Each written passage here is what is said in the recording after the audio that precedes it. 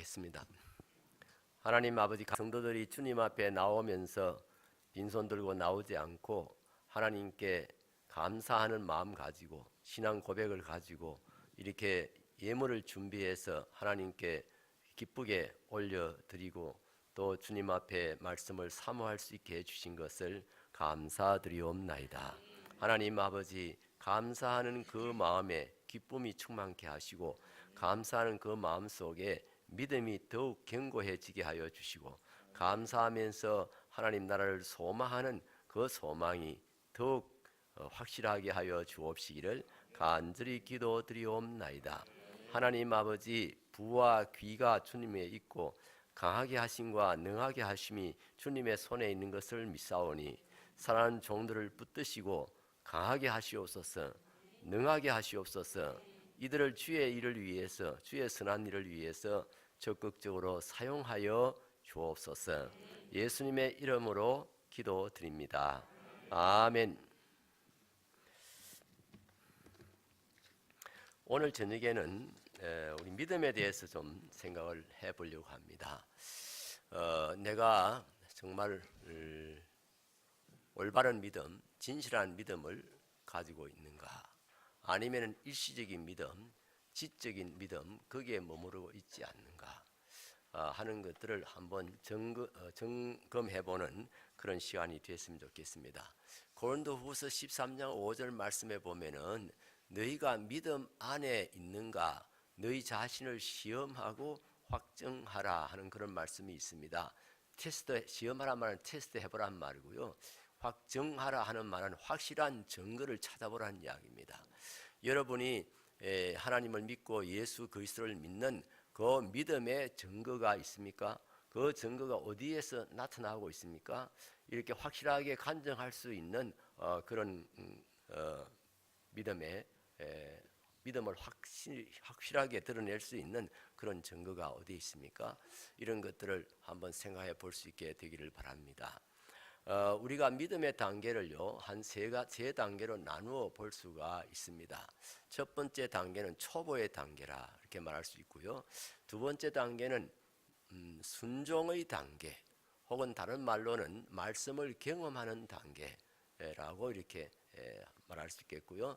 세 번째 단계는 섬김의 단계, 이렇게 분류를 해볼 수가 있습니다. 초보의 단계라고 하면 이제 성경이 우리에게 가르치는 요긴한 복음적인 내용을 우리가 확실하게 알고 그것을 믿음으로 은혜의 맛을 보는 그런 단계라고 할 수가 있습니다. 성경이 우리에게 가르치고 있는 요긴한 그런 복음적인 내용들을 우리가 확실하게 알고 그것을 믿음으로 받아들임으로써 우리가 하나님의 은혜를 맛보는 그런 단계가 초보의 단계라고 할 수가 있겠습니다. 오늘 본문의 말씀에 보면은 이 초보의 단계에 속하는 신앙 고백의 내용을 이렇게 예를 들어서 몇 가지 설명을 해놓고 있습니다. 거기 1절에 보시면은 우리가 그리스도의 도의 초보를 버리고 이런 말씀이 나오고 또 2절 후반부에 가면은 교훈의 틀을 다시 닦지 말고 완전한 대로 나아갈지니라 이렇게 말씀을 하셨는데 이제 그 사이에 있는 내용들이 바로 이제 우리가 알고 믿어야 될 그 신앙의 기본적인 내용이 뭔가를 다 소개한 것은 아니고요. 예를 들어 놓고 있는 것을 볼 수가 있습니다. 거기 보면은 먼저 죽은 행실을 회개함과, 그렇지요? 우리가 회개함으로 우리의 신앙생활이 시작이 되어지죠. 죽은 행실은 뭡니까? 우리가 영적으로 죽었다 하는 것은 하나님과의 관계가 끊어져 있다는 것입니다. 하나님과의 관계가 끊어져 있는 그런 상태에서 한 모든 일들은 다 죽은 행실에 속하는 겁니다. 다 죄에 속하는 것입니다. 그렇지요? 어떤 사람은 하나님 아예 없다고 그러지요.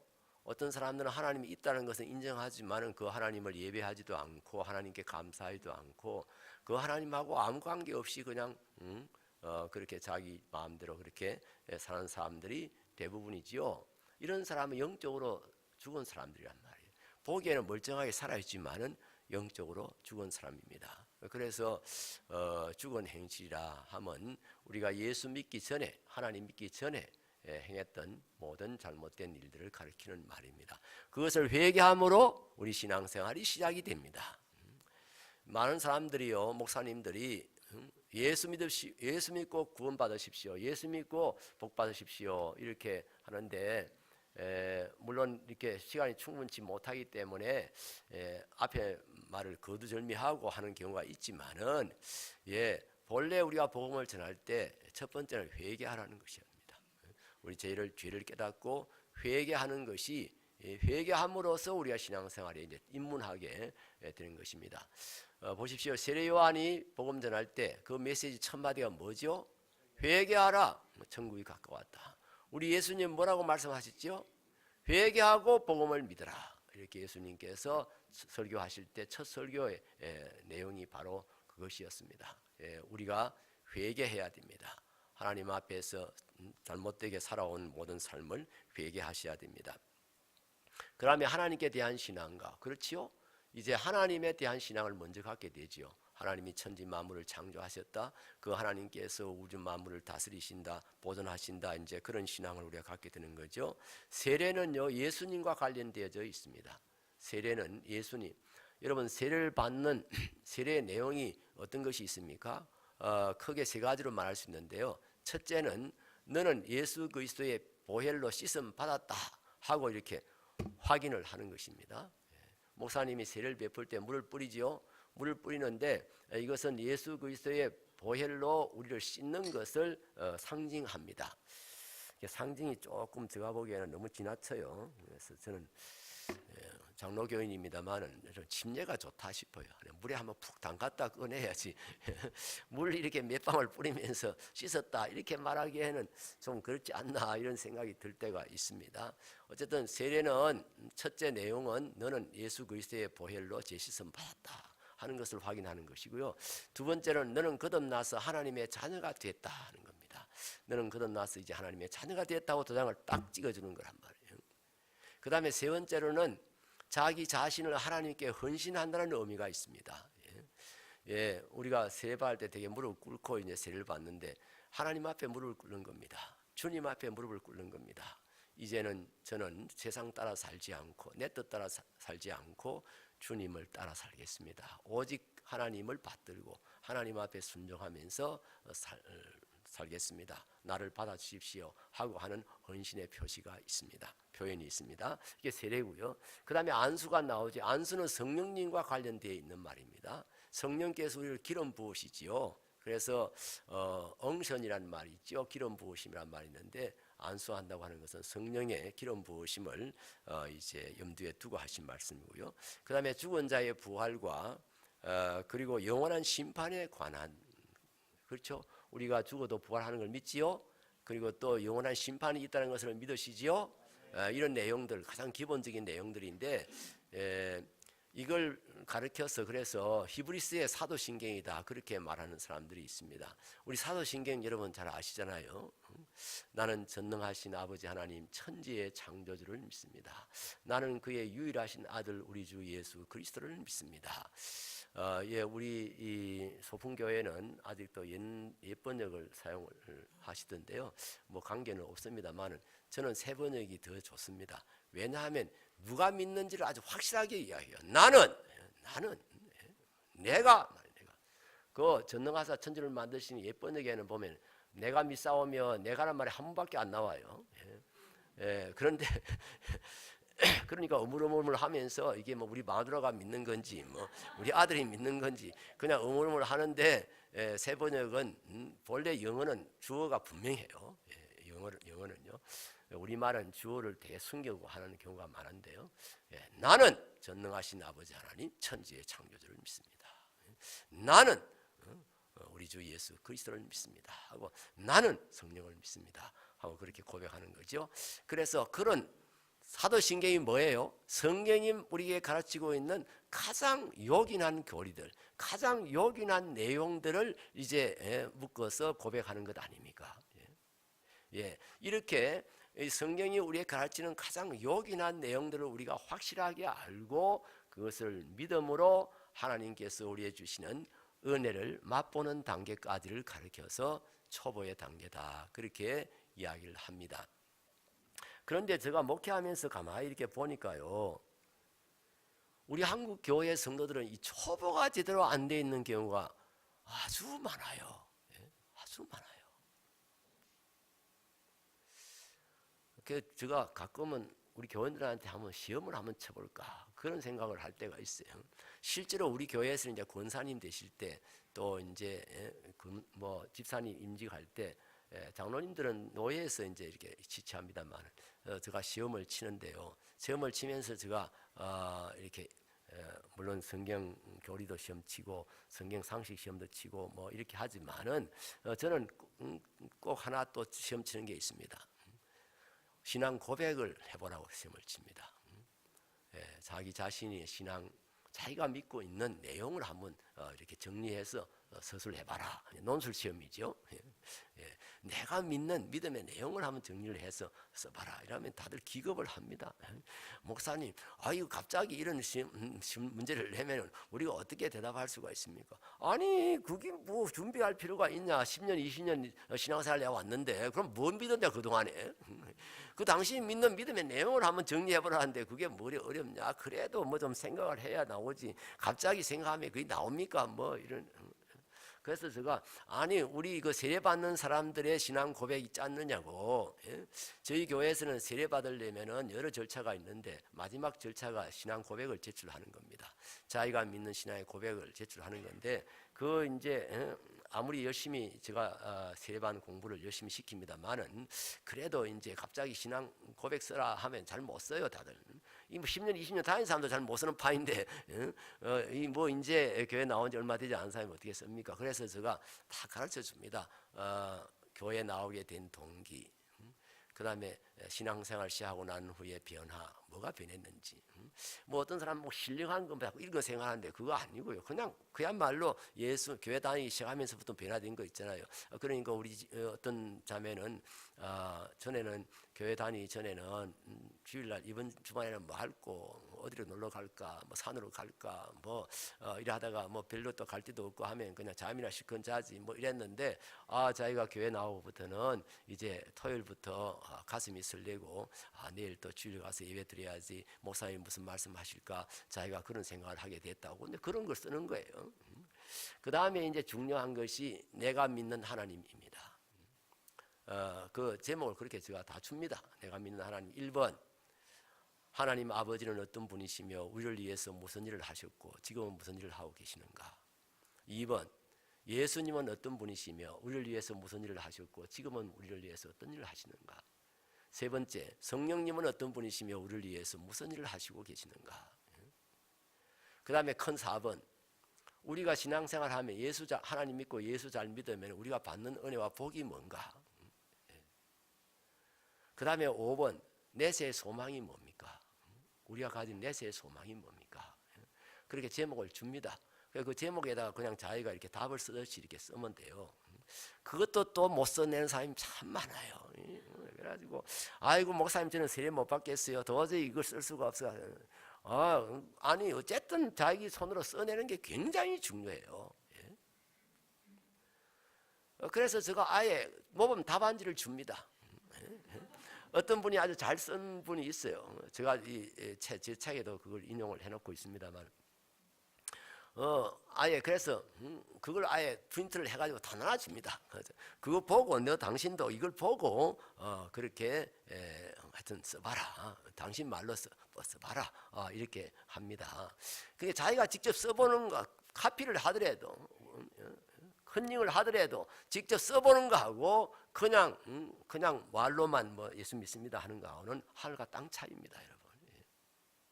우리는 또 신앙 고백서를 제출하고 난 뒤에 그냥 그걸로 끝나는 게 아니고 세례 받자마자 올라와서 자기가 제출했던 신앙 고백서를 온 교인들 앞에서 낭독합니다. 왜냐하면 세례는요 신앙 고백이거든요. 공적인 신앙 고백이 세례거든요. 그래서 온 교회 앞에 이렇게 하는데요. 그때 우리 교인들로 참 은혜 받습니다. 은혜 받는 목사님 설교 은혜 받고 제 설교 은혜 받고 우는 사람 뭐 1년에 몇 번 될까 말까 이런데요. 그런데 이 초신자가 자기 신앙 고백할 때 우는 사람들 우리 교인들 많습니다. 어떤 때는 막 통곡이 일어나는 수가 있습니다. 이 신앙 고백을 하시는 분이 이걸 읽으면서 떨려서 그러는지 어쨌는지 되게 우는 사람이 되게 많아요. 언제 통곡하고 하는 일이 있었냐면 어떤 남자분이 세례를 받았는데 그 집사님이 여자 집사님이 평생 자기 남편 신앙생활 하게 해달라고 기도하고 그래 하던 분이 이제 예수 믿고 세례를 받게 됐단 말이에요. 그래서 이분이 앞에 서서 이제 신앙 고백을 하는데 제가 남편이 신앙 고백할 때는 아내를 옆에 세우고요. 아내가 신앙 고백할 때는 남편을 옆에 세우고요. 마찬가지입니다. 뭐 목자 간증 있을 때도 이제 목자가 간증하면은 그 부인을 옆에 세우고요. 또 부인이 간증하면은 또 남자를 옆에 세우고요. 그때도 이제 그 우리 김 지사님이 이제 옆에 서서 있는데 여러분 한번 생각해 보십시오. 20년 넘어되도록 우리 남편 신앙생활 하게 해달라고 그렇게 하나님 앞에 부르짖고 기도하고 눈물 흘린 지가 한두 번이 아니지요. 그런데 그 남편이 이제 자기 입으로 하나님에 대해서 신앙 고백을 하면서 하는 걸 들으면서 그 부인이 막 그냥 통곡을 하는 겁니다. 그러면 또 이 눈물은 하품보다 더 빨리 전달이 돼가고요. 이분이 우니까 온 교인들 따라옵니다. 저도 뒤에서 눈물 흘릴 때가 많습니다. 어떻게 초신자의 입에서 이 7, 8개월도 안 된 초신자 입에서 저런 고백이 나오냐.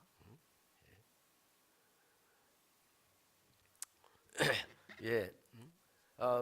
그래서 우리 교인들이요, 우리 교인들이 자기가 믿는 믿음의 내용을 이렇게 한번 정리해 보는 것이 아주 중요하다는 것을 제가 알기 때문에 제가 임직식 하기 전에 임직할 분들에게 늘 그렇게 합니다. 그래서 이 초신자들 세례받은 분들이 내는 그 고백서 그대로 쓰라고 그럽니다. 그대로 제가 써서 내라고. 그래도 써서 내놓은 거 보면 내가 읽어보면 아이고 참 기가 막혀서 이게 뭐가 제대로 정리가 안 돼 있는 거예요. 그런 경우 많아요. 교회 오래 다니다 보니까 뭐 아는 건 많아요. 이런 거 저런 거 들은 건 많아요. 그런데 한번 정리를 해보라고 그러면 잘 못해요. 제가 여러분들 숙제를 드립니다. 언제 검사하러 와야 될 시간이 있을지 모르겠지만은 꼭 여러분의 신앙 고백을 한번 작성해 보시라는 겁니다. 신앙 고백서 써라 이러면은요 막 굉장한 간증이 있어야 쓰는 걸로 생각하는 사람이 있는데 그렇지 않습니다. 그냥 내가 믿는 믿음의 내용을 쭉 정리해 보는 거예요. 내가 예수 어떻게 해서 예수 믿게 됐냐? 아이고 나는 뭐 특별한 동기가 없어요. 그냥 우리 어머니 뱃속에서부터 그게 동기잖아요. 나는 모태 신앙입니다. 그래 예수 믿고 난 후에 어떤 변화가 있었냐? 뭐 그런 거. 그 다음에 성삼위 하나님에 대한 신앙 고백.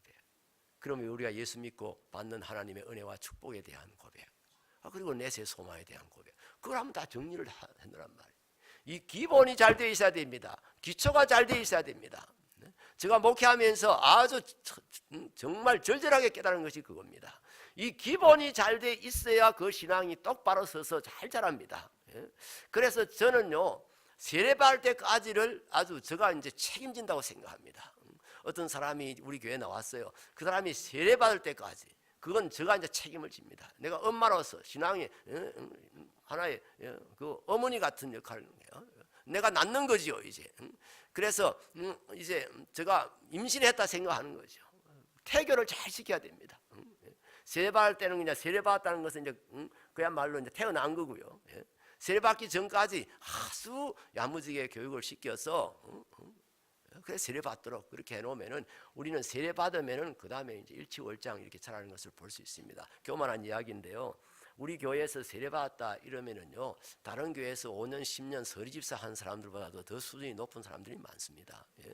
기본이 딱 닦이니까요. 기본이 닦이니까 그 다음에 거침없이 자라는 겁니다. 그 신앙이 그냥 막 그건 별로 안 돌봐줘도 그냥 자기가 이렇게 잘 자라는 거예요. 여러분들도 신앙의 기초를 잘 이렇게 점검해 보시기 바랍니다. 나라의 신앙이 내가 신앙의 기초가 어떠한가. 그래서 아까 말씀드린 대로 꼭 그 숙제 해보세요. 한번 딱 정리를 한번 해보세요. 그게 돼 있어야 전도를 할 수 있을 거 아니에요. 자기가 자기 믿음의 고백이 정리가 돼 있어야 남한테 이렇게 전도를 할 수 있는 것 아니에요. 맨날 그냥 예수 믿으세요. 뭐 예수 믿으면 뭐 구원 받습니다. 은혜 받습니다. 뭐 그런 말 할 게 아니잖아요. 예수님은 우리를 위해서 이런 일을 하셨습니다. 지금도 예수님은 이런 일을 우리를 위해서 하고 계십니다. 우리가 예수 믿으면 이런 복을 받습니다. 그게 자기 신앙 고백이 돼 있어야 그런 말씀을 할 수가 있는 거 아니에요. 이 기본이 제대로 안 돼 있어 가지고 이게 벙벙하게 신앙생활 하는 사람들 많아요. 저는 가끔 제가 풍선에다가 비유를 합니다. 풍선 같은 교인들이 많아요. 풍선도 바람을 빵빵하게 넣어 가지고 이렇게 말뚝에 매 넣으면 이렇게 흔들리고 보기가 좋습니다. 빨간 풍선, 파란 풍선, 노란 풍선 그런데 그 풍선은요, 바람이 세게 불면 막 떨어져가 줄이 떨어지면 그냥 하늘로 어디로 달 나버리지, 어디로 가버리는지. 이 풍선이 빵빵하게 바람을 넣으니 보기 좋은데 누가 거기다가 바늘로 한번 팍 찔러 보세요. 빵 터져 버리죠. 신천지가 와가지고 한번 빡 찌르면 막 뻥 터져 버려요. 뒤로 나빠져 버려. 여호와 증인에 와서 뭐 또 한번 이렇게 뭐 찝쩍거리면 그만 뭐 헷갈려. 기본이 안 돼 있으면 그런 일이 일어난다 이 말이에요. 그래서 기본을 잘 닦아야 돼요. 어느 회사에서요, 직원들이 점심 식사를 하다가 종교 이야기가 나왔다고 그래요.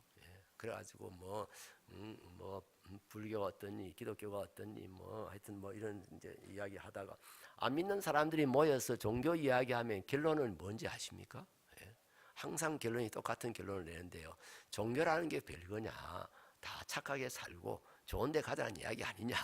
대개 이제 이게 결론이죠. 그날도 이제 그런 결론이 이제 그 나서 이제 말이 끝나가는데 갑자기 부장님이 그 대리를 보고 어이 김 대리 너 교회 다니지? 너 집사라며? 대간절 기독교하고 불교하고 차이가 뭐야? 무슨 차이가 있어?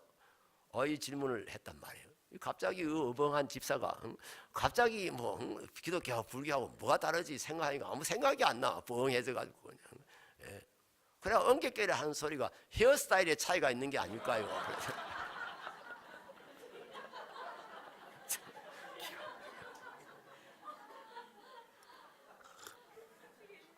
그렇지 헤어스타일은 확실히 차이가 나지. 그런 사람들이 들어있다니까요. 그런데 이 기본에만 초보에만 머물러 있으면 안 됩니다. 기초를 잘 닦아야 되지만은 기초만 닦아놓고 맨날 그만 왔다 갔다 해서는 안 된단 말이에요. 저는 여기 도의 초보를 버리고 이 버리란 말은 쓸데없어서 내버린다는 뜻이 아닙니다. 영어로 리브란 뜻이에요. 뜬다는 이야기예요. 떠. 그리고 여기 교훈의 터만 자꾸 닦지 말고 기초만 자꾸 닦지 말고 완전한 대로 나갈지니라고 그러잖아요. 그걸 저는 비행기 이륙하는 거하고 비유를 합니다. 비행기가 이륙할 때는요, 엔진을 풀 가동한다고 그래요. 엔진이 몇 개인지는 모르지만 풀 가동해가지고 뭡니까 활주를 확 하고 달리잖아요. 그래가지고 이게 속도가 어느 정도 붙으면 딱 기술을 들지요. 그러면 비행기가 이제 하늘로 치솟아 올라가지요. 쭉 올라가가지고 이제 한 10km, 12km 올라가면 그 다음부터는 이제 쭉 순항을 하는 거죠. 우리 신앙이 떠야 돼요. 이루게 돼요. 맨날 초보만 왔다 갔다 하는 사람이 많아요. 여러분 한번 생각해 보세요. 비행기가 맨날 활주로만 왔다 갔다 해요. 그럼 그 비행기예요? 무늬만 비행기지. 우리 교인들도 맨날 뭐 그냥 교회만 왔다 갔다 하고 뭐 맨날 신앙 고백 또 하고 뭐 내가 진짜 뭐 거듭 났는가 뭐 말씀 들을 때는 또 그런 거 했다가 또 집에 가 생각하면 또 모르겠고 뭐 하여튼 그러면서 맨날 그냥 왔다 갔다 하는 거예요. 무늬만 교인이에요. 어떻게 뜨는가? 순종하셔야 돼요. 내가 믿는 그 말씀을 순종하는 거예요. 내가 믿는 그 주님, 내가 믿는 하나님, 그분에게 우리가 순종하는 거예요. 이 순종이란 말도 하도 잘 쓰니까 사람들이 실감이 못해요. 이 교회에서 쓰는 용어들, 좋은 용어들 많이 쓰다 보니까 그냥 그 빛이 반해버린 용어들이 많아요. 우리가 뭐 교회에서 은혜 받았다, 충만하다, 뭐 풍성하다 이런지만 뭐 실제로 말은 충만하다 하는데 아무것도 없는 그런 경우가 참 많잖아요. 공갈빵처럼 말이에요. 공갈빵 이렇게 빵빵하게 보기 좋은데 깨보면 아무것도 없어. 이 용어도 그냥 그렇게 좀 돼버렸어요. 그런데 여러분, 순종이란 말이 무슨 말이냐? 내가 믿는 그 말씀 위에 내 인생을 올려놓는 겁니다. 믿습니까? 내가 믿는 이 진리의 말씀에다가 내 인생을 실는 거라 이 말이에요. 내가 믿는 하나님께 내 운명을 맡기는 거예요. 시편에 보면 던진다는 말이 나와요. 던진다는 말로 표현할 수 있는 그런 구절이 있어요. 하나님 앞에 나를 던지는 거예요. 이게 순종이에요. 순종. 맛만 보는 게 아니에요. 은혜의 맛만 보는 게 아니고, 아 말씀 좋다, 이렇게 맛만 보고 끝나는 게 아니고 그 말씀에다가 내 인생을 실는 거란 말이에요. 내 운명을 맡기는 거란 말이에요. 내가 죽든지 살든지 오직 주님 앞에 나를 올려드리는 것이고 그 말씀 앞에 무릎을 꿇는 거란 말이에요. 그래서 옛날 우리 어머니 아버지들 그때 그 어른들이 눈물 흘리면서 부르던 찬송을 제가 기억합니다. 이제 내가 살아도 주위에 살고 이제 내가 죽어도 주위에 죽네. 그러므로 내가 사나 죽으나 나는 주의 것이요 사나 죽으나 주님의 것이라. 눈물 흘리면서 그러므로 사나 죽으나 주님의 것이요. 제가 목소리 괜찮은데 요새 감기기가 아직도 안 떨어져 가지고 이게 지금 제대로 안 나와서 못 하겠는데요. 그런 겁니다. 사나 죽으나 이제는 오직 주님 믿고 주님 따라서 주님 말씀 따라서 사는 겁니다. 그래야 그 믿음의 진실성이 나타나게 되는 겁니다. 순종하기 전까지는 그 말씀대로 사는 그런 삶이 지속적으로 이루어지기 전까지는 그가 가진 믿음이 참된 믿음인지 아닌지 알 수가 없습니다. 아니 은혜를 맛봤는데요. 우리 하나님께서 은혜로우신 분이셔서 진실한 믿음을 아직 갖지 않은 사람에게도 은혜를 맛보게 하십니다.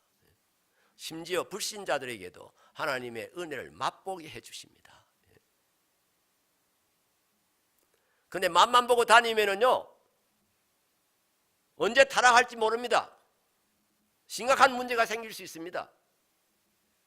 보세요. 4절 한번 보세요. 6장 4절 읽지는 않았습니다만은 4절 5절 히브리서 6장 4절 5절 같이 읽습니다. 한번 빛을 받고 하늘의 은사를 맛보고 성령에 참여한 바 되고 하나님의 선한 말씀과 내세의 능력을 맛보고도 타락한 자들은 제가 이 말씀 때문에 얼마나 고민했는지 몰라요. 우리 장로교는요 성도의 견인 교리를 믿습니다. 한번 구원받은 사람은 절대로 그 구원을 잃지 않는다. 하나님의 예정을 믿습니다. 선택을 믿습니다. 그런데 어찌된 일이에요? 한번 빛을 받고 하늘의 은사를 맛보고 성령에 참여한 바 되고 하나님의 선한 말씀과 내세의 능력을 맛보고도 타락한 자들은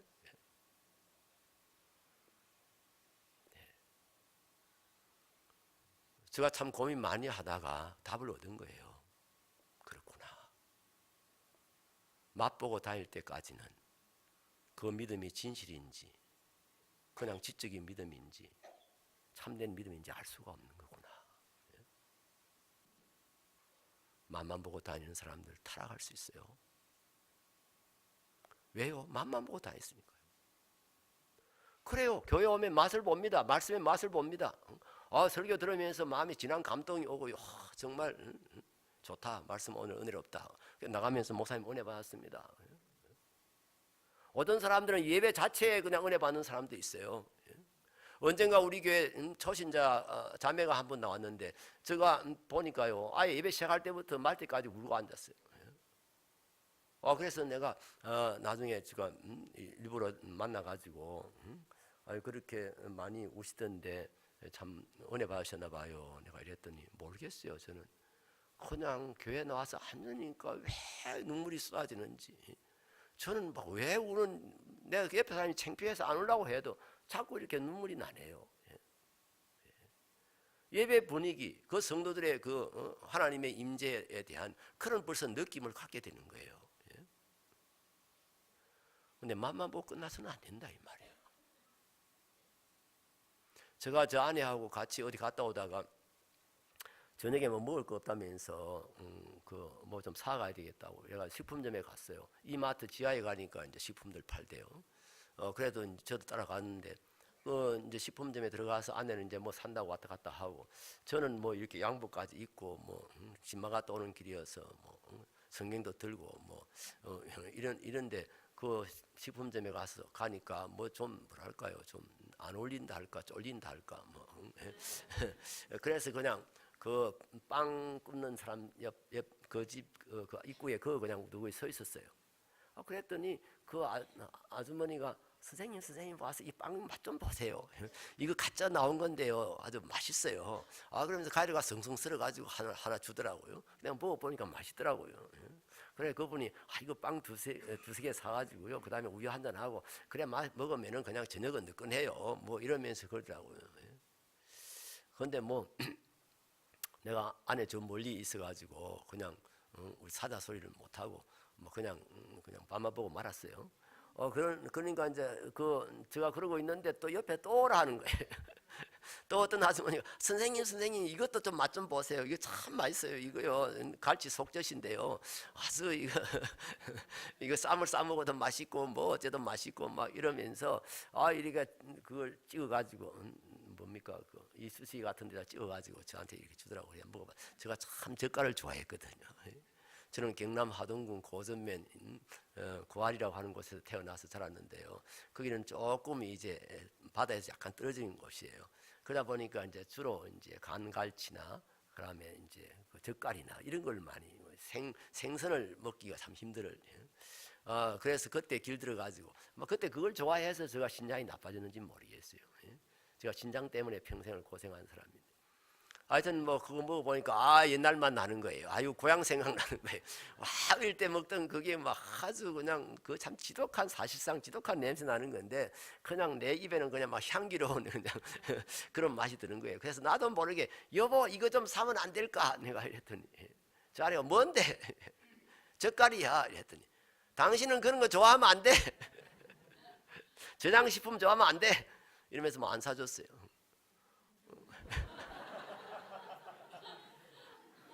그 집에 왔죠 뭐. 맛만 보고 끝났어요. 그냥 맛보고 끝났어요. 우리가 신앙생활을 그렇게 한다니까요. 좋다. 정말 참 좋네. 참 오늘 은혜롭다. 그리고 끝이에요. 순종하셔야 돼요. 순종은 말씀을 경험하는 거예요. 하나님의 말씀대로 순종할 때 우리의 삶 속에서 우리의 실제 삶 상황에서 이제 그 말씀이 진리인 것이 입증되어지는 것입니다. 여러분 5장 12절 보세요. 바로 6장 앞에 5장 12절부터요. 제가 있습니다. 때가 오래되었으므로. 무슨 때가 오래됐다는 이야기죠? 쉽게 말하면 예수님을 안 지가 오래됐으므로 복음을 들은 지가 오래됐으므로 신앙생활을 시작한 지가 오래됐으므로 그 말이에요. 때가 오래됐으므로 너희가 마땅히 선생이 되었을 터인데 예수 믿은 연조만 가지고 이야기하면 선생이 돼도 벌써 됐을 건데 이 성경이 말하는 신약에서 말하는 선생은 주로 목사를 이야기합니다. 목사가 돼도 벌써 됐을 건데 이 말이에요. 다시 하나님의 말씀의 초보에 대하여 누구에게서 가르침을 받아야 할 처지이니 단단한 음식은 못 먹고 젖이나 먹어야 할 자가 되었도다. 선생이 돼도 벌써 됐을 것인데 아직도 젖이나 먹고 단단한 음식은 못 먹는다 이 말이에요. 여러분 자녀들을 한번 생각해 보세요. 얘가 세상에 5살이 됐는데 밥을 못 떠먹어. 맨날 엄마가 밥 먹여줘야 돼. 뭐 그런 일은 잘 없겠지만은 뭐 10살이나 된 애인데 맨날 엄마가 밖으로 들고 따라다니면서 밥을 먹여준다. 그거 좀 이상하지 않아요? 예? 그런데 교인들은 그런 교인들이 많아요. 신앙생활 한 지 10년이 20년이 됐는데도 계속 목사님이 떠먹여 줘야 돼요. 설교해야 되고 가르쳐 줘야 되고, 그래야 뭐 한마디라도 얻어 잡숫고. 자기 스스로는 성경 읽어도 은혜 못 받아요. 자기 스스로 성경 읽으면서 그런 자립적인 그런 신앙생활을 하지 못해요. 왜요? 맨날 듣기만 했으니까요. 받아 먹기만 했으니까요. 목사님들도 문제가 있어요. 교인들을요 이렇게 성장을 시켜서 자립하도록 만들어야 되는데 맨날 목사님 설화에만 있도록 만드는 거예요. 그래서 설교하면 아멘 아멘 하고 잘 받아 먹으니까 그걸 즐기는 거예요. 스스로 음식을 먹어요. 예, 제가요 우리 큰딸이 결혼한 지 꼭 만 10년 만에, 내일이 이제 결혼 10주년인데 오늘 손주를 낳았어요. 하나 낳았어요. 유일한 지금 제 손주입니다. 금쪽 같은 손주라고 할 수가 있겠습니다. 와, 참 제가요 손주를 보고 진짜 참 다시 인생을 다시 생각을 하게 됐어요. 제가 본래 참 물론 뭐 어른들이 애기 안 좋아하는 사람 없지만은 저는 진짜 좀 유별나게 애기를 좋아하는 사람이에요. 제가 교회에서 애들 만나면은요 제가 그냥 보낼 수가 없어요. 그래서 그 아이 앞에 제가 무릎을 꿇고 아이고 이쁘다, 아이고 정말 정말 천사 같구나, 뽀뽀해도 되겠니? 뭐 이렇게 물어보고 그래서 뽀뽀해도 되겠니? 이러면 딱 들대는 애가 있어요. 그 들대는 까지 좋은데 딱 하고 나면 싹 닦더라고 이렇게. 예. 언젠가는 저 백화점에 갔는데 어린이들 옷 파는 곳인가 봐요. 거기 아주 예쁜 애가 하나 딱 있는 거예요. 눈이 번쩍 뜨여서 보니까 마네킹이더라고요. 그랬는데 우리 손주를 보니까요 그런 거하고는 또 차원이 달라지더라고요. 와, 얼마나 이쁜지, 얼마나 신기한지. 그래서 요즘은 제가 그런 소리 합니다. 손주 안 본 사람들은, 아직 못 본 사람들은 인생을 논하지 말라고. 인생이 얼마나 아름다운지, 인생이 얼마나 신묘막측한지, 그것도 모르는 사람들이 이 생명이 얼마나 귀한 것인지 그것도 모르는 사람들이 무슨 인생을 논하냐, 내가 그런 소리도 하고 하는데요. 이 아이가 이제 지금 4살입니다. 이제 막 3돌 지났어요. 지난 12월 달에. 그런데 딱 한 돌 지나고 나니까 지가 자꾸 밥 먹는데요. 떠먹여 주는 게 싫다고 지가 달라고 그래요. 떠먹지도 못하면서. 그래가지고 벌벌 떨면서 다 쏟아버리고 뭐 한두 개나 들어갈까 말까 뭐 지가 먹겠다고. 그런데 한 2돌 지나니까요 아주 야무지게 밥을 먹어요. 딱 떠가지고 입에다 딱 넣고는 혹시 또 뭐 이렇게 반찬 같은 게 이 입술에 묻으면 다 이렇게 닦고요. 아주 깔끔하게 그렇게 깔끔히 떨면서 식사를 하더라고요. 이야, 참 신기하다. 여러분, 아이들요 서너 살만 되면 스스로 다 밥 먹어요. 자기 밥 자기가 먹어요. 물론 챙겨 먹지는 못하지만은. 저는 이제 딸이 셋인데요. 제가 장가를 늦게 가는 바람에 마음이 좀 급해서 그랬는지 어쨌는지 한 해 하나씩 낳았어요. 그래가지고 1살, 2살, 3살. 저 아내가 새 쌍둥이 기르느라고 진짜 죽을 고생을 했어요. 그때 참 사택도 뭐 지하에 있었고 사례금도 너무 적을 때 그럴 때 애들 키우느라고 고생했는데요. 셋을 한꺼번에 키우다 보니까 연년생 거의 그래요. 그 터울이라는 것이요. 엄마 젖을 먹으면은 자연적으로 터울이 생기도록 되어 있습니다. 하나님께서 그렇게 딱 만들어 놨어요. 그런데 젖을 안 먹이고 우유를 먹이면은 터울 조절이 안 돼요. 그래서 제 아내가 이 젖모을이 생기고 도저히 애한테 젖을 먹일 수가 없어가지고 우유를 먹였더니 그냥 애가 한 해 하나씩 들어선 거예요. 그래가지고 그런데 이제 갑자기 막 신방 갈 일이 생기잖아요. 밤에 갑자기 신방 갈 일이 생기는데 저 혼자 그 여자분 혼자 있는 집에 저 혼자 갈 수는 없잖아요. 그러니까 이제 아내를 데려가야 되는데 어쩔 수 없이 애들 두고 가야 되잖아요. 그래서 지금은 그런 일 했다는 법에 걸립니다, 여러분. 잡혀갑니다. 하여튼 그렇지만 어쩔 수 없이 문을 잠가놓고 너희들 갔다 올 때까지 잠깐 갔다 올 테니까 있어라 이러고 갔다 오고. 제가 그럴 때가 있었는데요. 그러다 보니까 이놈들이 벌써 나이 얼마 되지 않을 때부터 자기들이 밥을 챙겨 먹고 그랬어요. 그래가지고 언젠가 우리 친구 저 선교사님이 그 스페인 선교사님이 이렇게 지나가다가 그 전철 바로 우리 옆으로 지나가는 전철이 있었는데 배가 고파서 정목사 집에 가서 밥이나 좀 얻어먹고 가야 되겠다. 오랜만에 한번 만나기도 하고 이런 뭐 틀림없이 애들이 있으니까 뭐 정목사는 없어도 사모님이야 있을 거 아니냐. 또 밤이고 하니까 이래가지고 이제 집에 들렸대요. 띵동 했더니 어른이 없고 애들만 누구세요? 뭐 너거 저 아버지 친구다. 문 열어봐라. 맞아요, 진짜예요. 뭐 이래가지고 그냥 문을 열어주더래요. 들어가. 아이고 내가 밥이나 좀 얻어먹으려고 왔는데 사모님도 없고 목사님도 없고 애들만 셋이 우르르 와 있는 거예요. 그 기도하고 난 뒤에 자기도 모르게 그랬대요. 뭐 먹을 거 좀 없냐? 그랬더니 잠깐만 기다리세요. 이러더니 세 아이가 막 의자를 놓고 올라가서 뭐 문을 열었다 닫았다가 뭐 식탁 위에 올라가가지고 뭐 앞에 있는 잔장을 열었다 닫더니 조금 있다가 목사님 밥 식사하세요 이러더래요. 그래 자기가 기겁을 했대요. 그때 큰애가 하나 아마 대여섯 살 됐을 거야. 아직 다 유치원생들이네.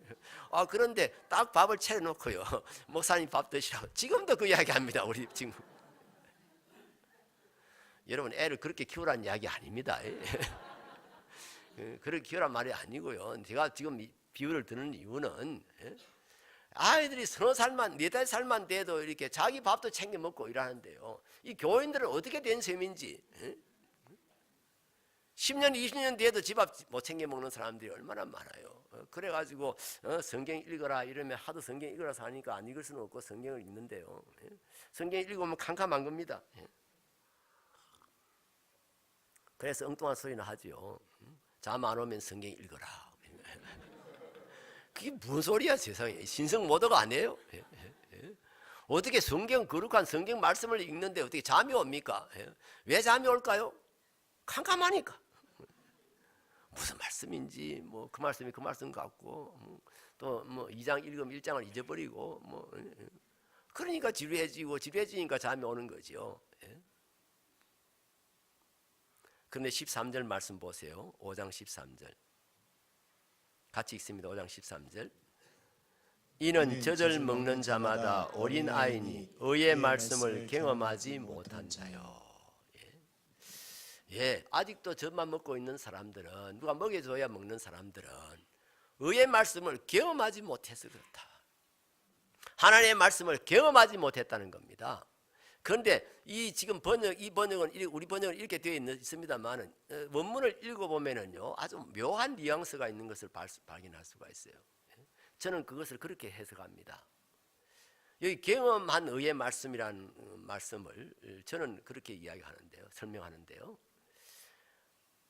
경험을 해서 이 말씀이 진리의 말씀인 것을 확신하게 된 경우를 말합니다. 말씀을 그냥 지식적으로만 알고 그냥 맛만 보고 떠난 거 아니라 그 말씀대로 순종해서 그 말씀을 경험한 겁니다. 어이구 이 말씀이 진짜 진리네. 이 말씀이 진짜 하나님의 말씀이네. 그것을 경험하는 겁니다. 내가 그냥 단순히 알고 인정하고 받아들이는 거하고요 경험한 거하고는 하늘과 땅 차이입니다. 여러분 이 성경 말씀이 이렇게 많은데 이 말씀 중에 여러분 경험한 말씀들이 있으세요? 여러분의 삶 속에서 그 말씀을 적용해서 그냥 그 말씀대로 정말 결단을 하고 그 말씀대로 순종했더니 어휴 정말 그 말씀대로 되는 그런 역사를 경험하신 일이 있습니까? 다시 쉽게 말하면 간증이 있는 말씀입니다. 나의 간증이 붙어 있어요.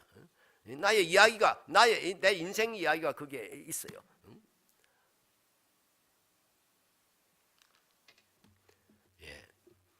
저는 목회 시작할 때 되게 힘들었어요. 목사 되고 난 뒤에 참 교회가 어려움 당하면서 제가 굉장히 힘들었어요. 영적으로 정말 피폐해질 정도로 엄청 고난 당하고 어려움을 당하고 했는데요. 그런 과정에서 하나님께서 저에게 긍휼을 베풀어 주셔서 어릴 때부터 맛보던 말씀을 경험할 수 있게 해주셨어요. 말씀을 경험할 수 있게 해주셨어요. 그래서 제 간증이 붙어있는 말씀들이 많습니다. 지금도 그 말씀을 읽으면 그때 받은 은혜가 생각이 나서 그때 경험했던 것이 생각이 나서 가슴이 울렁거리고 간증을 내가 수십 번 했으면서도 간증할 때마다 벅차오르는 그런 감격을 억제하기 힘든 시간이 없어 간증할 시간이 없습니다만은 경험한 말씀요 한 두세 개만 있어도요 우리가 이 성경을 다 경험할 수야 있나요? 두세 구절만 있어도 그게 딱 기둥이 되었어요. 딱 받쳐줍니다. 흔들림 없이 받쳐줍니다. 맘만 보지 마시고 은혜 받았으면은 이제는 그 말씀에다가 자기 인생을 실으시기 바랍니다. 자기 운명을 내가 믿는 주님 앞에 내 운명을 맡기시기 바랍니다. 그래야 우리가 뜹니다. 신앙생활이요. 그래야 신령한 세계에 들어갈 수가 있습니다. 하나님의 임재를 경험할 수가 있습니다. 말만 하는 하나님의 임재를 이제 우리가 말씀을 경험하면서 정말 하나님을 만나는 겁니다. 인격적으로 만나는 겁니다. 하나님 살아계심을 우리가 하나님 살아계심을 안 믿는 사람은 어디에 있나요? 그러나 말씀을 경험하면서 정말 살아계신 그 하나님을 그 얼굴을 뵙게 되는 겁니다. 우리가 다 상징적으로만 말하잖아요. 하나님의 얼굴을 뵙는다, 뭐 하나님의 임재를 경험한다, 말로만 다 하고 있는데요. 떠야 돼요. 이룩해야 돼요. 초보만 자꾸 닦지 말고, 기초만 놓지 말고, 말씀을 순종함으로써 이룩하는 거예요. 비행기가 이룩하듯이 해서 저 창공으로 솟아오르듯이 그 하나님의 임재 자리에까지 나가게 되는 거예요. 맛만 보고 말면은 타락할 수 있다고 그랬죠. 근데 이보다 더 심각한 경우가 있습니다. 7절 8절 보세요. 7절 8절 6장 7절 8절입니다. 6장 7절 8절 우리 같이 읽습니다. 땅이 그 위에 자주 내리는 비를 흡수하여 밭가는 자들이 쓰기에 합당한 채소를 내면 하나님께 복을 받고 만일 가시와 엉겅퀴를 내면 버림을 당하고 저주함에 가까워 그 마지막은 불사람이 되리라. 이게 무슨 농사 짓는 이야기인가요? 우리 신앙생활에 관한 이야기입니다. 하나님께서 은혜를 비를 내리십니다. 이 밭에도 내리고 저 밭에도 내리고 안 믿는 사람 밭에도 비가 내리고 믿는 사람 밭에도 비가 내리고 우리 심령에 아직도 믿지도 않는 그 심령에도 비가 내리고 잘 믿는 심령에도 비가 내리고 그런데 어떤 밭에서는 채소가 나서 농사 짓는 사람도 기쁘게 만들고 자기도 유익하게 되는 경우가 있지만 어떤 밭에는 가시와 엉겅퀴가 난다는 겁니다. 여러분 신앙생활 오랫동안 열심히 하면은 무조건 다 은혜가 자라고 무조건 다 믿음이 자라는 줄 아십니까? 반대의 경우도 있습니다. 은혜가 자라는 것이 아니라 썬뿌리가 자라고 믿음이 자라는 것이 아니라 이 속에서 가시와 엉겅퀴가 나고요. 12장 15절 한번 보세요. 히브리서 12장 15절. 히브리서 12장 15절.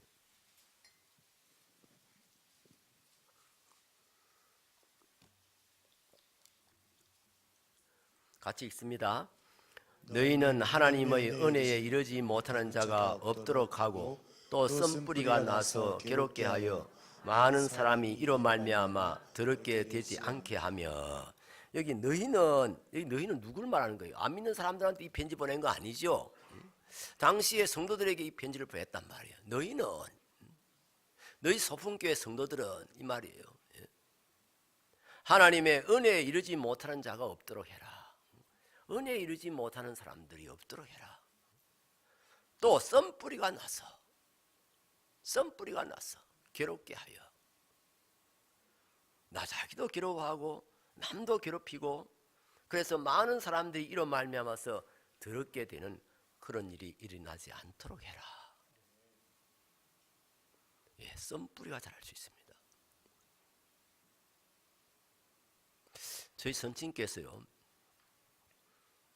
우리 어릴 때 가끔 재직회를 하고 오시면 마음이 상해서 오시는 경우가 가끔 있어요. 뭐 저희 아버지께서는 그냥 평생 집사로 지내신 분이신데 집에 오셔가지고 우리 들으라는 소리는 아닌 것 같은데 그래요. 참, 왜 그 집사가 마귀 노릇을 하는지 모르겠어. 왜 교회에서 저렇게 가시 노릇을 하는지 모르겠어. 이러면서 해를 차시던 그런 기억이 있어요.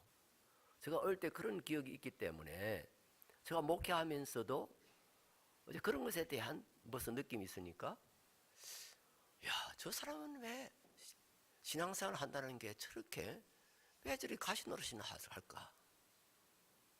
왜 교회에서 그냥 썬뿌리나 마음에 썬뿌리만 있어가지고 맨날 다른 사람을 괴롭히고 판단하고 비판하고 거절하고 왜 그럴까? 생각이 항상 부정적이고 항상 비판적이고 목사님 설교하고 내려오시면 뭐 들을 게 있어야지. 장로님이 기도하고 내려오시면은 저 평소 때 뭐 개인 기도를 안 하니까 제 기도가 중언부언이나 하지. 요새는 뭐 중언부언 할 일은 없지요. 다들 써서 하시니까. 그런 소리나 하고 재직회 시간에 맨날 뭐 이러면 안 되니 저러면 안 되니 안 돼 소리나 하고. 여러분 혹시 내가 통째로 가시는 아니더라도 혹시 내가 교회에서 가시 노릇하고 있지는 않나? 썬뿌리 노릇은 하고 있지 않나? 자기도 신앙생활 제대로 못하면서 남들 맨날 그냥 판단이나 하고. 제가 부산의 어느 교회예요. 그 교회 100주년 교회 설립 100주년 기념으로 집회해달라 해서 내려갔습니다. 그래서 월요일 저녁부터 이제 거기도 우리처럼 월요일 저녁부터 시작을 했는데요. 월요일 저녁 식사는 장로님들이 다 오셨어요. 100주년이라고 첫 만찬을 갖는다면서 이제 쭉 둘러 앉아서 만찬을 잘 준비해가지고 그래서 이제 식사를 이렇게 둘러 앉아서 식사를 하는데 아마 호텔이었지 싶어요. 근데 식사를 시작했는데 제 옆에 이제 그 선임 장로님이 앉아 계셨는데 전화가 따라랑 오는 거예요. 그래서 이리 보시더니 아유 목사님 죄송합니다. 이 전화는 받아야 될 것 같은데 이러면서 저희 가서 전화를 받으시고 오시더라고요. 그래 조금 있어 또 따라랑 또 울리는 거예요. 그래 또 이리 보시더니 아이고 왜 아이고 참 이러면서 또 가서 이제 전화를 받으세요. 그래 저한테 좀 미안하잖아요. 밤 식사하는데 두 번이나 전화 받으러 가고 이러니까 와서 이제 설명을 하시는 거예요.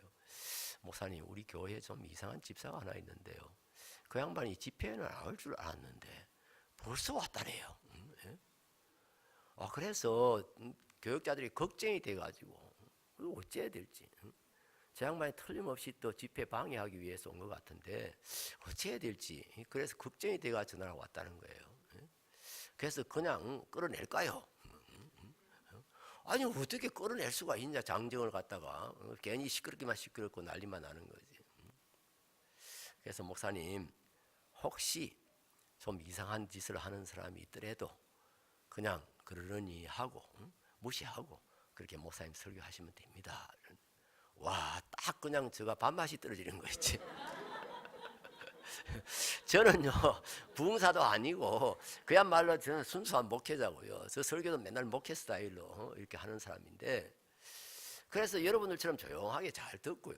내가 믿습니까? 이러면 이제 아멘 하고 이제 이렇게 이래야 저는 설교를 이렇게 뭐랄까 하여튼 잘 할 수 있습니다.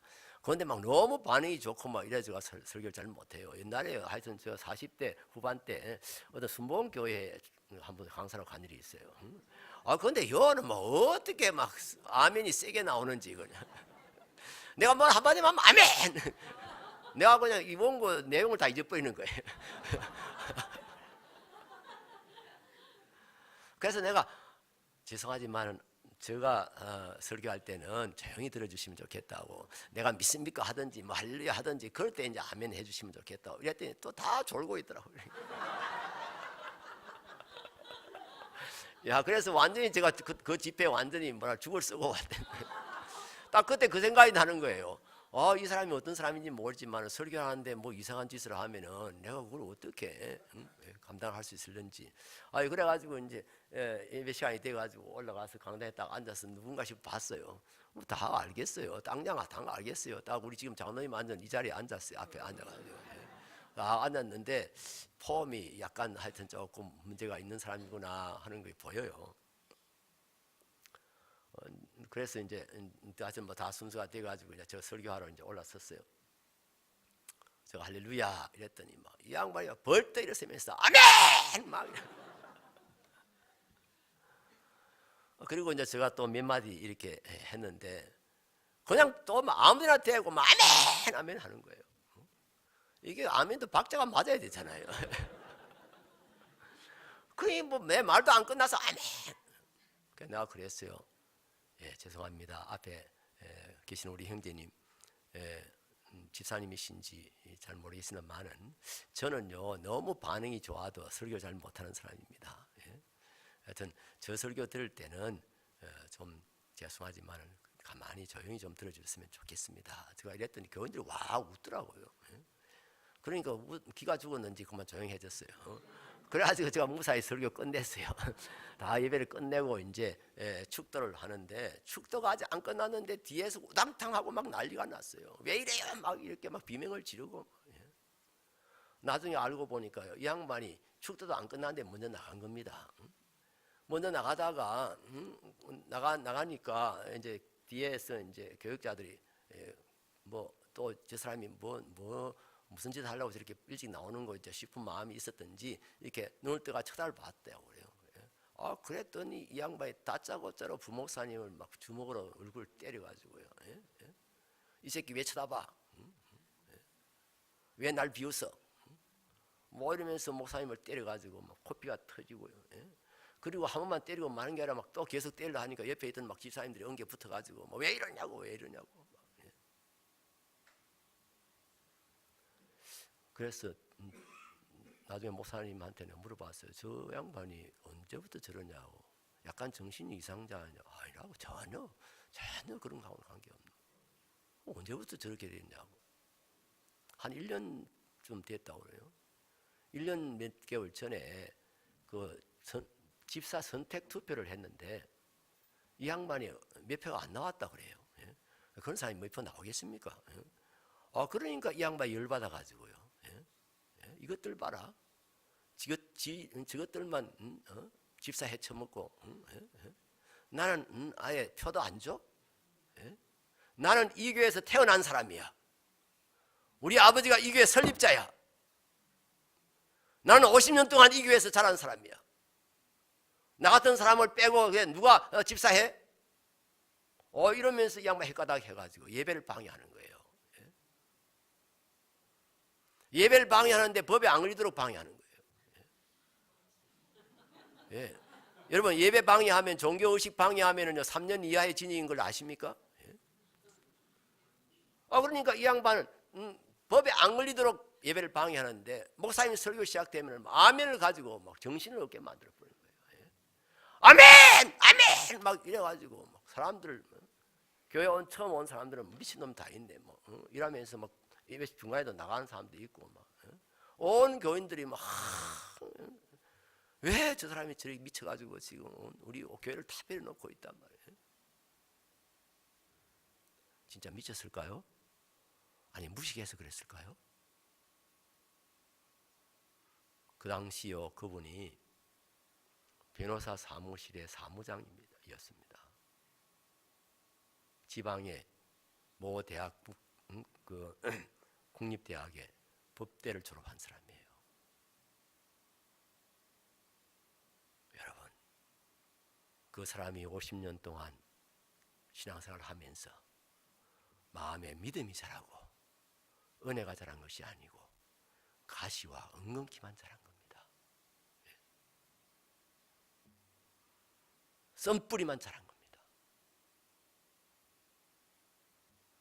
그래서 거부하고 반항하고 무시하고 비판하고 판단하고 아는 건 많잖아요. 50년 동안 신앙생활 했으니까 얼마나 뭐 많이 알겠어. 성경이 빤하죠. 교회에 대해서도 빠삭하죠. 교회 들어가는 건 뭐 자기는 뭐 환하죠. 같은 교회에 50년 동안 있었으니까요.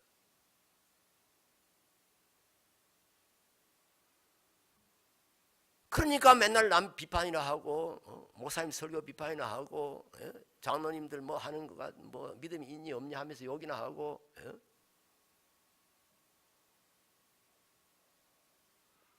혹시 여러분 중에 그런 분 없습니까?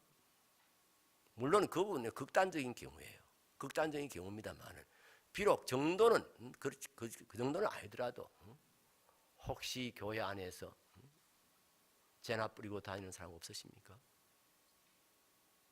그 많은 경험들, 그 많은 지식들을 가지고 늘 판단하고 그러니까 다른 사람한테 배우는 거 목사님 설교 다 거부하고 혹시 그렇게 신앙생활하고 있는 사람은 없으십니까? 자기를 한번 잘 살펴보시기 바랍니다. 왜 이런 일이 일어나나? 왜 썬뿌리가 자라나? 순종하지 않기 때문이에요. 지식만 잘하기 때문이에요.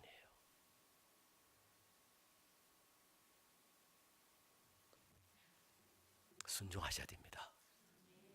말씀 순종하셔야 됩니다. 이번 집회도요 그렇습니다. 여러분들이 뭐 집회의 말씀 다 기억할 수 있겠습니까? 한두 말씀이라도 여러분 마음속에 꽂히는 것이 있으면은 그 말씀대로 결단하고 그 말씀대로 순종해 보세요. 그 말씀대로 살아보세요. 옛날 우리 어른들처럼 사나 죽으나 나는 이제 주님의 것이고 내가 이 세상에서 어떻게 되냐 저렇게 되느냐 그게 문제가 아니죠. 그냥 모든 것을 주님께 맡기고 주님의 뜻을 따라서 사는 거죠. 우리가 이제 세상 등지고 주님만 바라보면서 그렇게 나아가는 것입니다.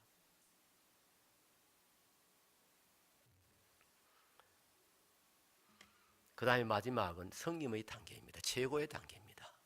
섬김. 우리 예수님께서 남기신 유언처럼 남기신 교훈입니다. 그리고 예수님께서 우리에게 확실한 본을 보여주신 것이 바로 이 섬김입니다. 섬김이란 말을 설명하면은요, 봉사, 섬김 이것을 좀 설명하면은요, 다른 사람들이 성공하도록 도와주는 것을 말합니다. 다른 사람이 잘 되도록 도와주는 것을 말합니다. 우리 자식들이 성공하도록 우리가 도와주는 것, 그게 섬기는 겁니다. 우리 자식을 우리 뭐 자식의 종로로 단단 막 그런 말도 하지 않습니까? 그 자식 눈치 보고 막 자식 앞에서 뭐 굴종하고 뭐 그런 이야기 아니잖아요. 어쨌든 자식이 잘 되도록 자식이 성공할 수 있도록 도와주는 사람의 의미입니다. 목사님이 이 주의 종이고 교회 종이라는데 뭐 교인들 눈치나 보고 뭐 그런 의미에서 종이라는 말이 아니잖아요. 여러분들이 신앙생활에 성공하도록 도와주는 사람이라는 뜻입니다.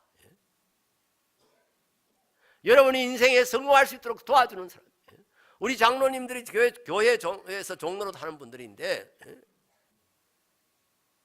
여러분들이 신앙생활 잘하도록 본을 보이고 이끌어주고 도와준다는 거예요.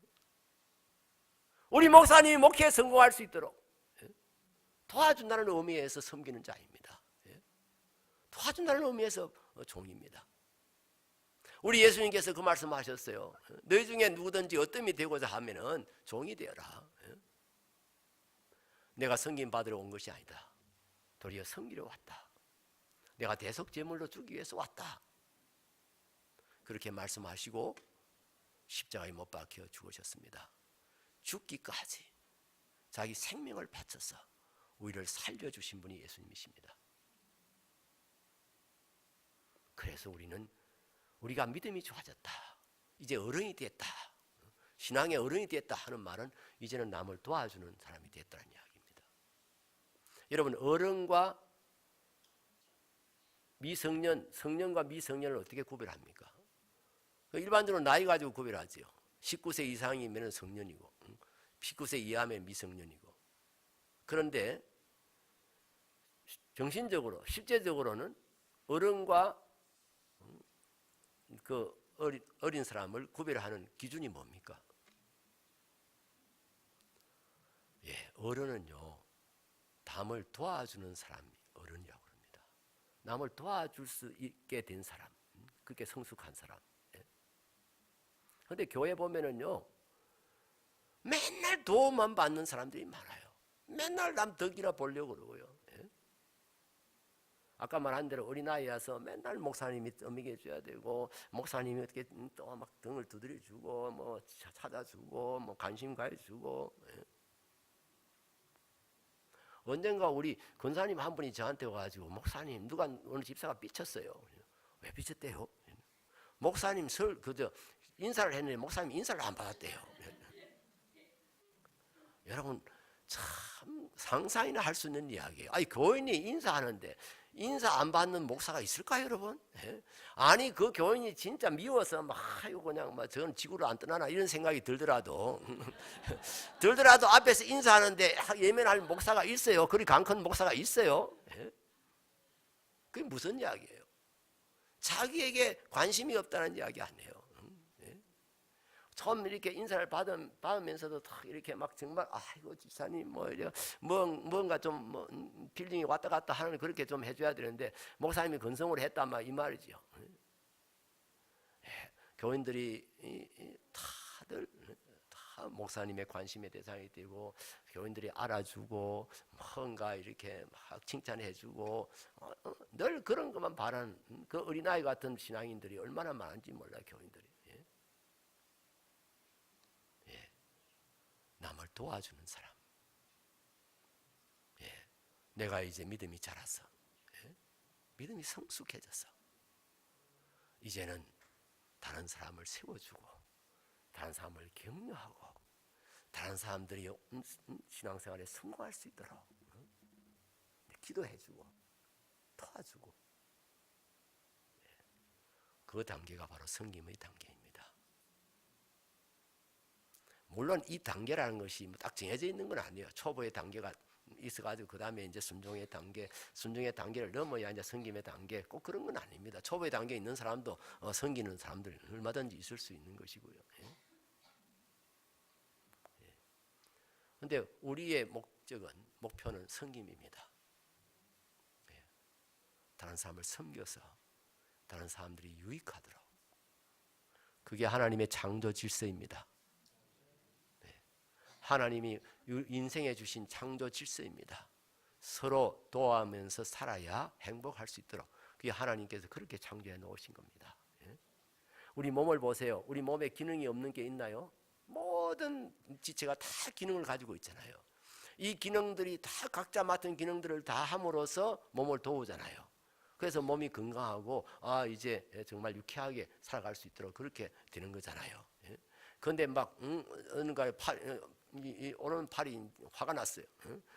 맨날 나는 맨날 내만 부려먹는다고. 아이고 내가 이제 파업을 해버린다. 이 오른팔이 파업을 했어요. 그냥 딱 이래가지고 이제 나 일 안 한다. 니들 다 해라. 왼손이 해라. 발이 다 하든지. 그러면 여러분 오른손은 행복하고 다른 지체들은 불행해지는 것일까요? 오른손은 튼튼해지고 다른 것들은 이제 막 자꾸 쇠하게 되는 건가요? 그렇지 않아요. 다 쇠약해지는 거죠. 우리가 서로 자기에게 주어진 기능들, 자기에게 주어진 은사대로 서로를 도우고 봉사할 때 그때 우리 공동체가 아주 건강하게 아주 좋은 서로 삶의 풍성함을 누릴 수 있는 그런 공동체로 자라가게 된다 이 말이에요.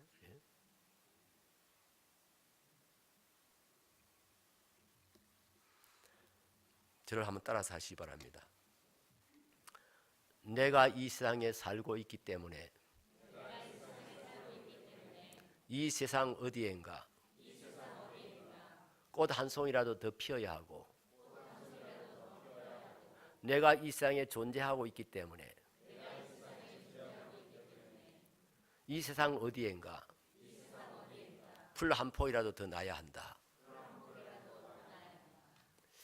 내가 깜빡했어요. 좀 띄워줘야 이제 이렇게 확실히 좀 머릿속에 남을 건데요. 이거 에머슨의 시를 보고 제가 표어처럼 이렇게 만들어 본 겁니다. 제가 총각 때 그때 약간 겉멋이 들었다 할까요? 뭐 좀 로맨스가 있었다 할까요? 그래서 시를 좋아해서 시집을 끼고 다니면서 읽어보기도 하고 좋은 시가 있으면 친구들 앞에 야, 이 시 좋다 들어봐라 뭐 이렇게 그런 썰렁한 일도 하고 이제 그랬던데 그때 읽은 그 에머슨 도널드 에머슨이라는 미국 시인입니다. 그분의 시를 읽으면서 큰 감동을 받았어요. 그래서 그 시기를 제가 다 외우지는 못해요. 그 시가 좀 길기 때문에. 근데 그 내용을 제가 요약해 본 거예요. 그래서 제가 모작을 한 거예요.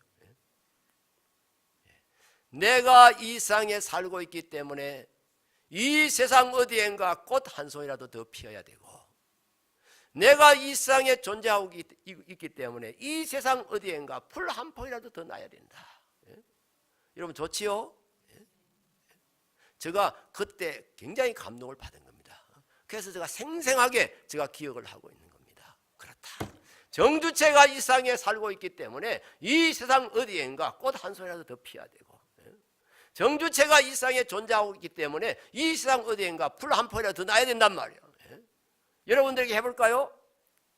여러분들이 이 소풍교회에서 신앙생활을 하고 있기 때문에 우리 소풍교회, 소망이 풍성한 교회 성도들의 한 얼굴에도 더 웃음꽃이 피어야 되고, 내가 이 교회 집사로, 내가 이 교회 장로로, 내가 이 교회 교인으로 이렇게 존재하고 있기 때문에 저 어린 풀 같은 생명이 한 포기라도 더 자라야 되고요. 그 말입니다. 여러분들이 섬기는 자가 되시길 바라고, 그럼으로써 정말 꽃을 피우고, 그럼으로써 생명의 풀 자라게 만드는 그런 사람들이 다 되시길 바랍니다. 여러분, 이스라엘 만화한 사람 되어야 되겠어요. 그래도 적어도 내가 한 인간인데, 그리고 내가 구원받은 사람인데, 내가 하나님의 자녀인데, 이스라엘 만화한 사람 되어야 되겠냐 말이에요. 있어서는 안 된 사람이 되어야 되겠냐 말이에요. 꼭 있어야 될 사람, 정말 복 있는 사람, 남에게 복을 끼쳐서 복 있는 사람, 그런 사람으로 살아야 되지 않겠습니까? 여러분의 가정에서, 여러분의 교회에서, 여러분의 이웃 직장에서 이것을 꼭 적용해 보시기 바랍니다. 내가 우리 회사에 덕만 보려고 하지 말고, 내가 있어 우리 회사가 잘 되고, 내가 있어 우리 회사가 내 덕을 보는 그런 우리 마음을 좀 가져봤으면 좋겠어요. 나 마누라 항상 덕만 보려고 하지 말고, 남편 덕만 보려고 하지 말고,